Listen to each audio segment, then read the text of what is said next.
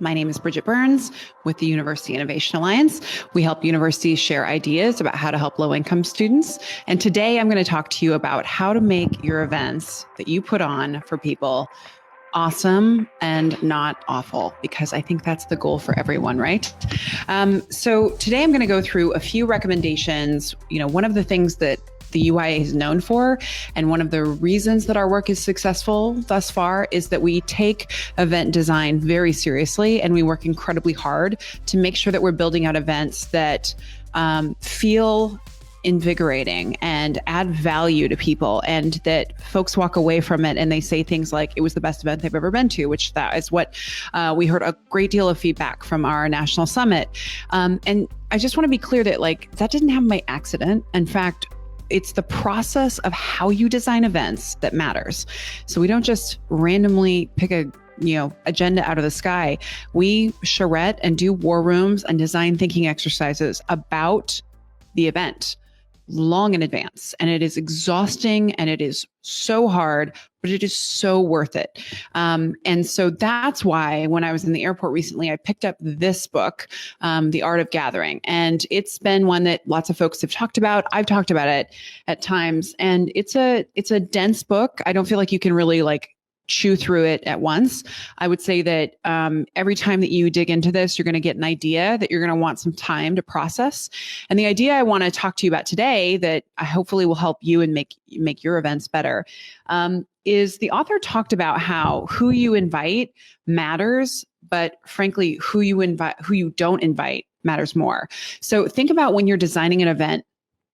Who are you inviting? Is it just open for anyone? Okay, well, that means that you don't have a very narrowly tailored agenda. You don't have a very clear and explicit outcome, and that's a problem.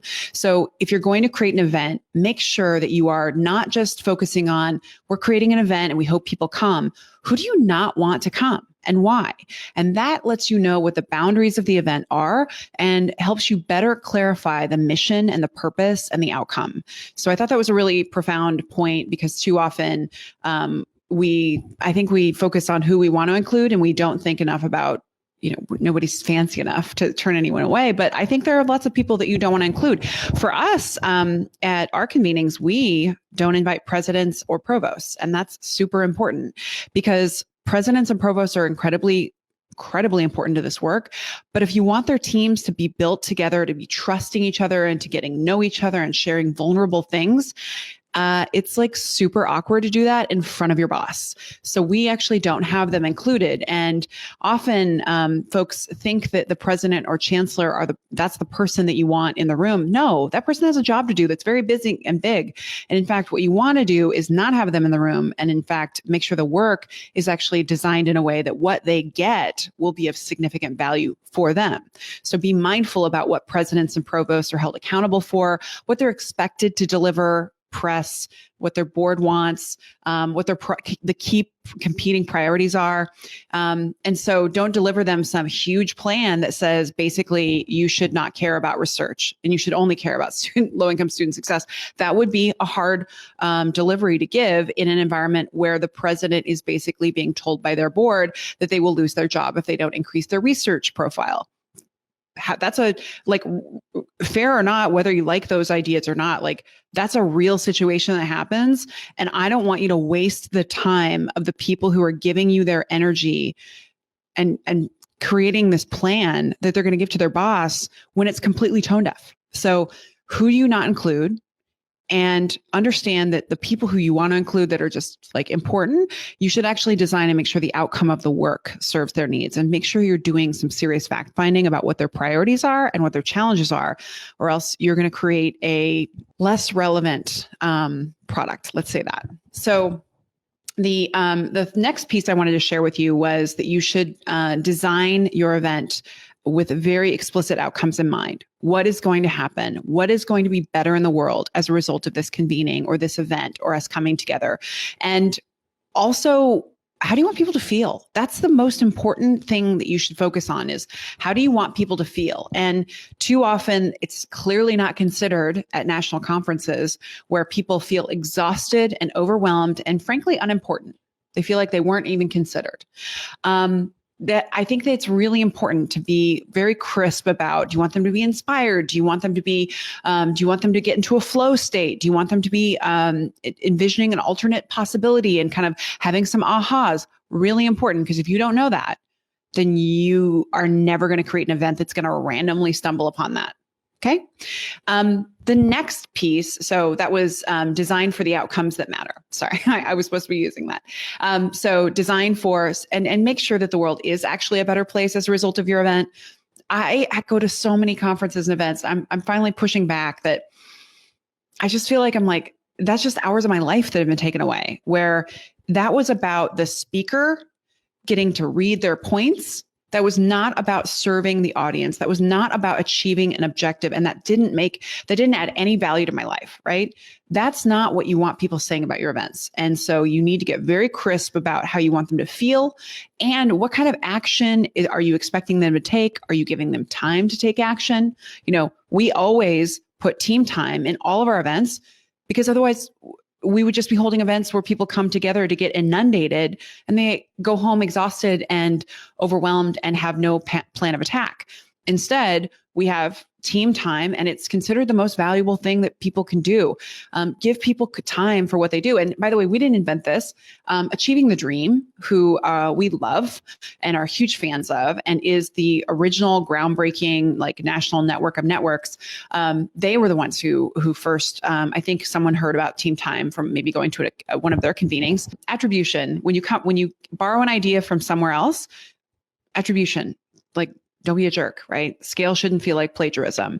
So oftentimes we're hearing people wanting to borrow our agendas and stuff. And I'm like, yeah, that's cool. And then later we'll have bent over backwards to help some organization build something.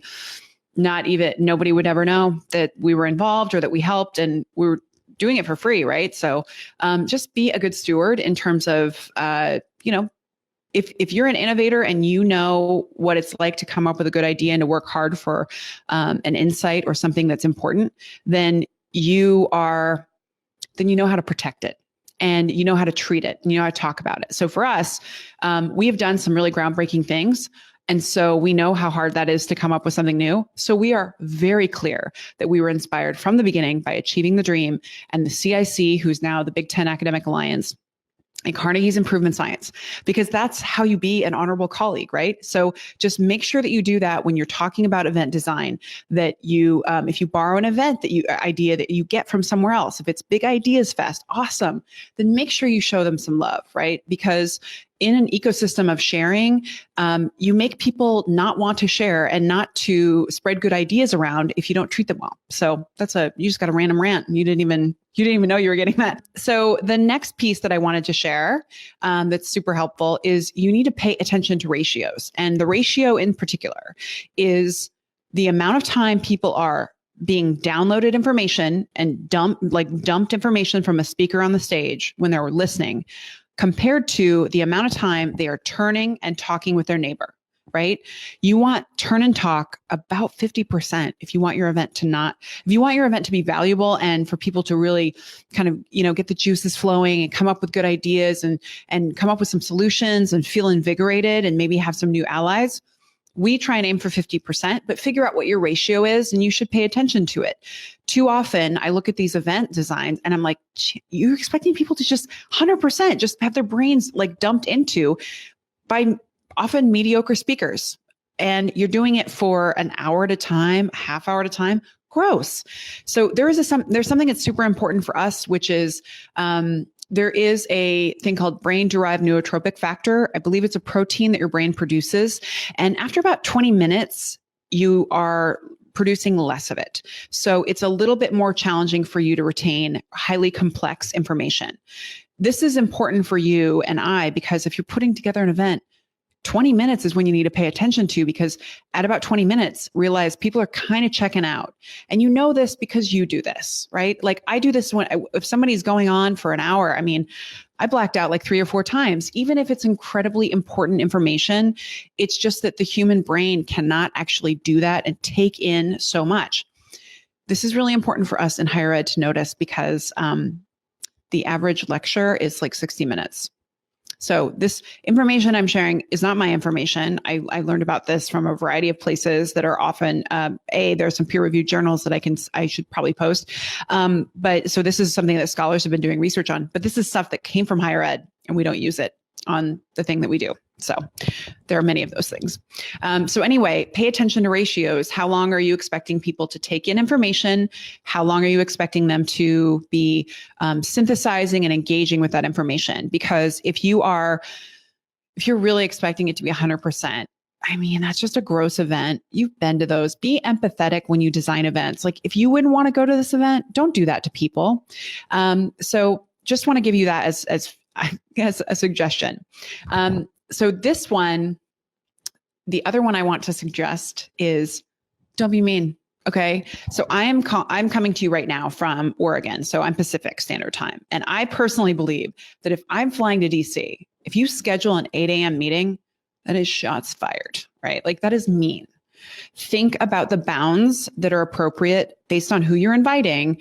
What is their time zone? Okay. So like, for instance, we will not have a dinner West Coast time that starts at 7:30 p.m.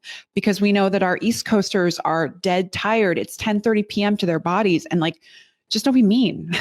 And also, we don't start events on the East Coast at 8 a.m. because it's 5 a.m. to someone's body's time. And that's gross. So just making sure that you pay attention to biology and that you actually plan and come up with some bands for when you put events. So that's something we work on is if we're doing East Coast, we have some kind of bands of timing that will allow something because we want to make sure that it serves the needs of everyone. Now, if everyone you're bringing in is from the West Coast, like have at it. But try and think through in terms of the intervals that you're wanting people to be able to download and to synthesize. And in the end, and you've heard this a million times, right?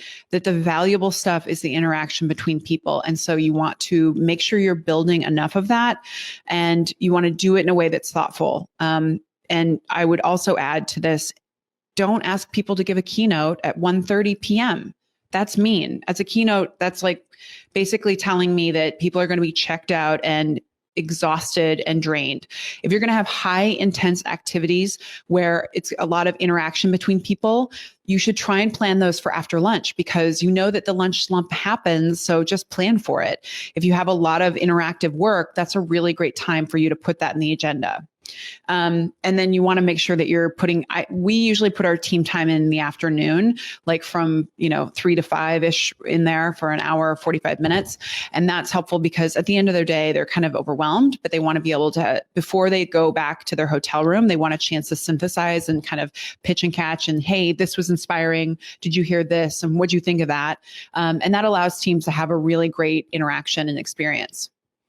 And I guess the last piece I would say is that we need to treat attention like gold because it really is valuable. And so if someone gives you their time and their energy, then make sure you build the most high impact, high quality agenda you possibly can. And the way you do that is that you respect their attention levels and you build out smaller speeches. I mean, for me personally, I think a 20-minute keynote, if you can't do it in there, I block it for 30 minutes, but a 10-minute Q&A at most, but like, people should be able to get their message into 20 minutes. Otherwise, they're frankly a bad speaker and they're not doing the hard work they should be doing, which is honoring the attention in the room and doing the hard work of synthesizing their content for the people in the audience, right? Too often I go to these events where someone gives a speech and it's like, they clearly have not run through this material before or they have not actually done the work to get to the point that matters, which is what's in it for me? Why should I care? How can I take action? All of these things that you're leaving it for the audience to figure out. And I just think that it's really valuable for speakers to think these things through and you have to push them. So for us, we make speakers do a run through with me, if possible, on video prior. And that way we make sure that they've actually done the content, the timing, they know it works. Too often we've seen people lazily get up there and just kind of, oh, it's 7 minutes. I can do 7 minutes of talk. A 7-minute talk is a way harder talk than a 30-minute talk or a 20-minute. Getting your ideas synthesized into 7 minutes is art. You can do maybe 3 concepts in 7 minutes, just 3 ideas. I think of it as stories though. And I would suggest that if you're coaching people to truly value the attention of the people who are in your audience, if you're working hard to build an audience and you're assembling a stage, make the stage sexy and worthwhile, right? So for us, like we made the National Summit, the stage, the lighting and the music. I mean, we planned it out because we wanted people to feel something. We wanted them to be inspired and we wanted to command the best performance possible from each speaker. We wanted to bring out their best. And so the way we did that is we told them we're going to capture it from multiple camera angles. So if you want to go viral, this is your chance. Do the best content ever. And I promise you, like, this can be something, it'll be a great video. But we also made sure that the staging was beautiful and do not put a podium. Like, good speakers do not like podiums because good speakers have actually synthesized their content enough and they are aware that body language communicates a large part of what they're saying. And when you put a podium in front of people, you're basically blocking off half the language. And I mean, I just frequently will ask for them to be taken off the stage. So, that's another example of how you can honor the attention and value it because it really is a gift. These people, when people come together for an event, they're leaving their jobs. And their jobs are important. Their jobs are about serving students and changing lives. And we need these people to work hard. And so for them to take time away from something that they know is the right thing and society needs them to do and students need them to do, that's a gift. And you have to treat it as such and know that their inboxes are filling up while they're at your event. And so you need to make it so that it's not exhausting, that they're invigorated, they leave with good ideas, and that it feels like it was a good use of their time and the sacrifice that they took away from their job, it was worth it. So these are some of my thoughts about event design, and I hope that they've been of service to you. We just want you to be able to have awesome events that are not awful and that give you a chance to bring people, because we want people to come together. We know that we just simply, when we're in our lane and we're in our silo back at our institution, it's hard to be inspired sometimes. It's hard to get a new idea when you're going to meeting to meeting to meeting. And so convenings are powerful. They can be magic if you take them seriously and you treat people's attention with the level of care that it deserves. And we need people to do better events because higher ed is spending millions of dollars on conferences that are wasting our time. And they are not actually leading to an actual change. And so what we need is it doesn't mean blow up conferences. I'm just saying, these are some tips to help you in terms of designing your events to really feel like they pack the punch and they can bring the value that we know the field needs. And again, I got some great insights from this book, The Art of Gathering from Priya Parker. Again, it's a pretty dense dive, but I think that if anyone on your team works in event design, or if you work in event design, or if you put on events at all, you should ask for this, that like work should pay for this. This is a good book for just really, it makes you question very basic things about event design that I had not thought about. And it should be a way to bring your team together and have some conversations. So for us, that's the reason why I brought up the point earlier about, who you don't want to come to your events is as powerful in clarifying your mission and what you want to achieve as who you do want. And so I would use this book as a tool on my team, and I hope you do too. So that is my suggestion, my series of recommendations for things to think about when you're designing events. I hope this has been of service to you. And I hope that if you have other ideas of resources that can help other folks in our broader community to make awesome events that are high impact, that you'll please post them below. All right, thanks.